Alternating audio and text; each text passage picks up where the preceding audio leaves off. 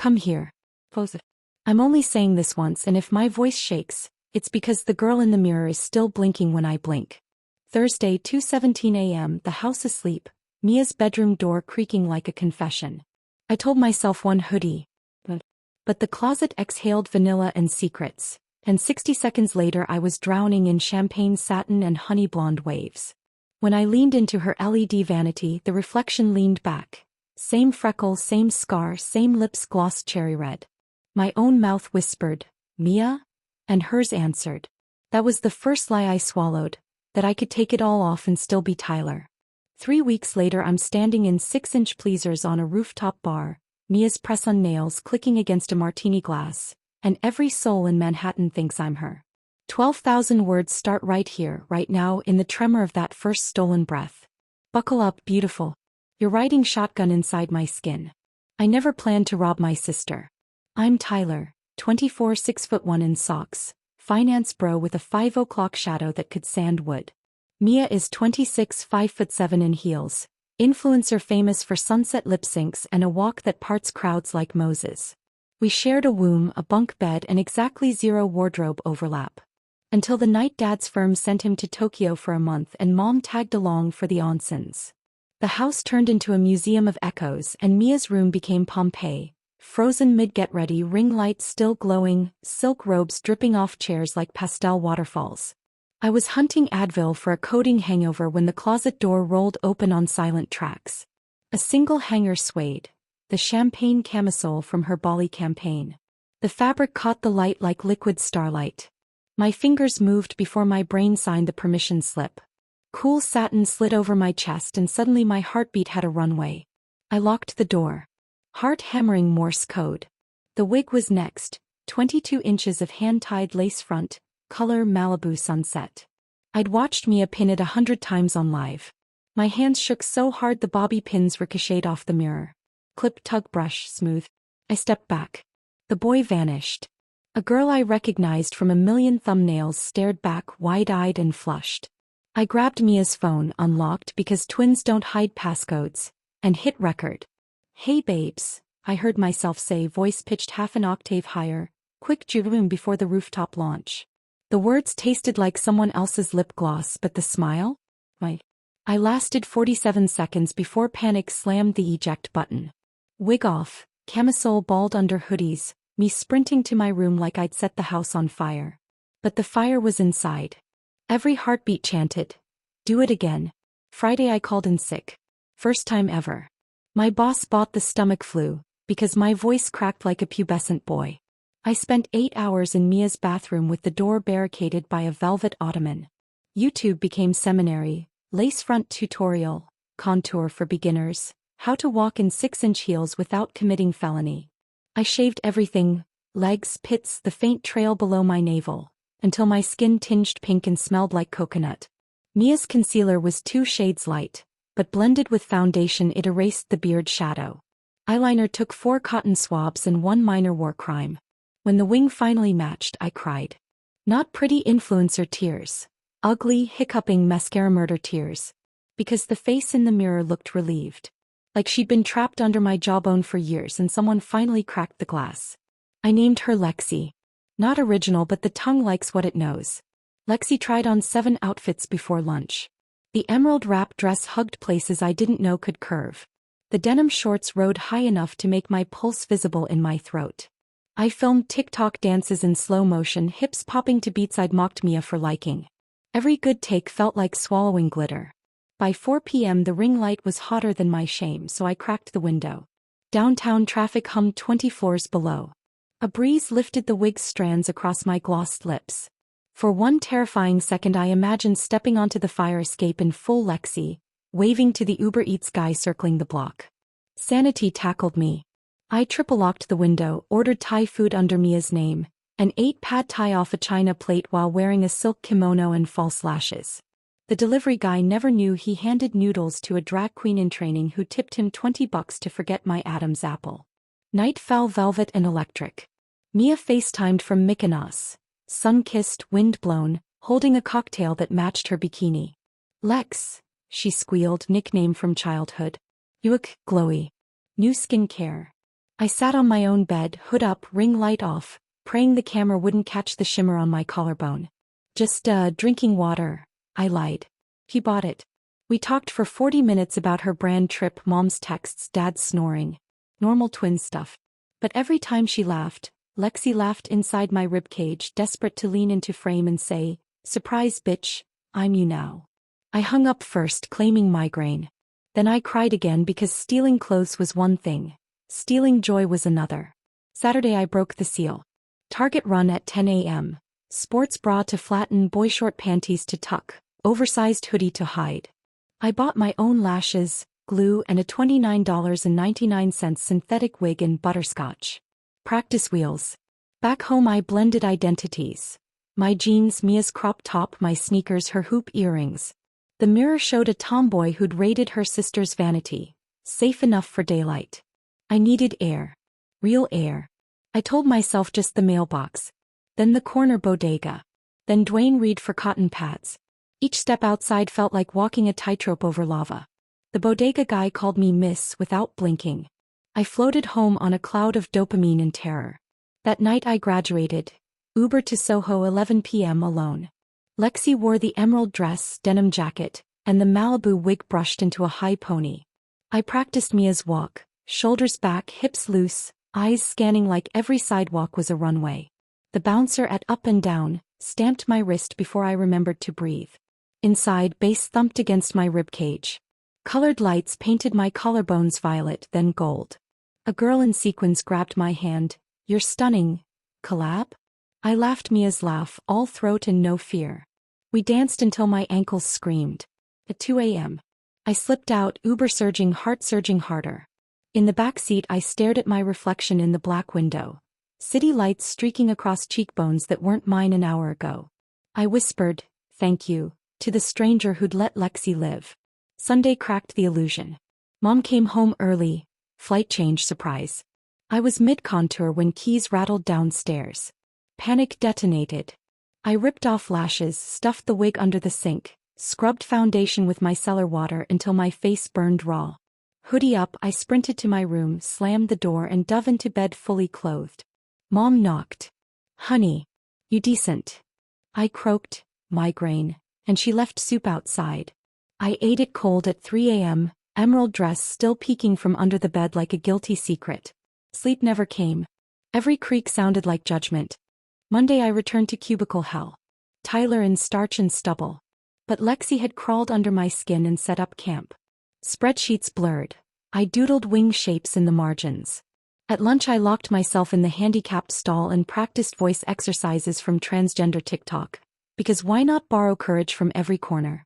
"Hi, I'm Lexi," I whispered to the metal door. The echo came back softer, rounder. My phone buzzed. Mia posted a mirror selfie in the exact champagne camisole. Caption, "Throwback to my fave silk moment." 280K likes in 6 hours. I stared until the screen dimmed, then opened my camera. Same pose, same lighting, same camisole, now crumpled in my gym bag. I took the photo. Side by side we were indistinguishable. The internet's future glitch. That night I built a ritual. 7 p.m. shave. 7:20, moisturize. 7:30, foundation, contour, highlight that could guide ships. 8:15, wig cap, wig 20 pins. 8:45, outfit roulette. 9:15, mirror rehearsal, smile, smize, hip-hop, hair flip. 10 p.m., 1 hour of freedom. Sometimes the rooftop, sometimes Washington Square Park where drag queens held court and nobody asked questions. I learned to pee in a stall without splashing pleaser heels. I learned which bars card and which don't. I learned that "yes, queen" sounds like oxygen when you've been drowning in dude your whole life. Week 2 I escalated. Fake Instagram at Lexi in the city. Bio. Mia's better half women with bunny ears. First post. Rooftop sunset, back to camera, emerald dress whipping in wind. 92 followers overnight. Friends of friends who thought they'd discovered Mia's secret twin. Comments exploded. "Wait, there's 2 of them?" I fed the algorithm like a greedy god. 9 to 5 Tyler funded ring lights and silicone hip pads. Weekends Lexi collected stories. The photographer who asked for digits, the lesbian couple who bought me shots, the straight guy who cried when I turned him down gently. Every interaction was a brick in a new cathedral called confidence. But cathedrals cast shadows. Mom started noticing. Why is my Dior lipstick half gone? Tyler, did you move my ring light? I blamed the cleaning lady. Mia FaceTimed more jet-lagged and suspicious. You sound different, Lex. Everything okay? I deflected with questions about Santorini. Inside, guilt gnawed like a termite. I was wearing her skin, monetizing her silhouette, and the likes felt like blood money. Week 3 I broke the final seal. Collaboration. A makeup brand DM'd at Lexi in the city for a paid gig. $800 to post a GRW. I said yes before morality could vote. The shoot was in a Tribeca loft, all white brick and ring lights brighter than the sun. I arrived in sweats, duffel bag stuffed with Mia's wardrobe. The emu gasped, "You're even prettier in person." I laughed Mia's laugh and let her paint me into perfection. 3 hours later I was strutting in a lavender mini, hips popping to Doja Cat, while a crew of 20-somethings screamed, "Yes." Every take felt like flying. The brand loved it. Payment hit Venmo at midnight. I stared at the $800 and vomited in the loft bathroom, because the money was real and so was the theft. The reckoning arrived on a Thursday, exactly 21 days after the first camisole. Mia came home unannounced. I was mid-lip, cherry gloss, top lip overlined when her key turned. Time slowed to honey. She stepped inside wearing the exact outfit I'd planned for that night's bar crawl. Our eyes met across the marble island. Duplicate dresses, duplicate faces, duplicate panic. The wig on my head was hers. The contour on my cheeks was her palette. She dropped her suitcase. "Tyler." Her voice cracked between horror and wonder. I tried to speak, gloss glued my lips.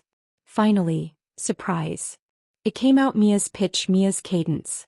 He circled me like a crime scene tech. "You're me." "How?" Tears streaked her foundation, same shade as mine.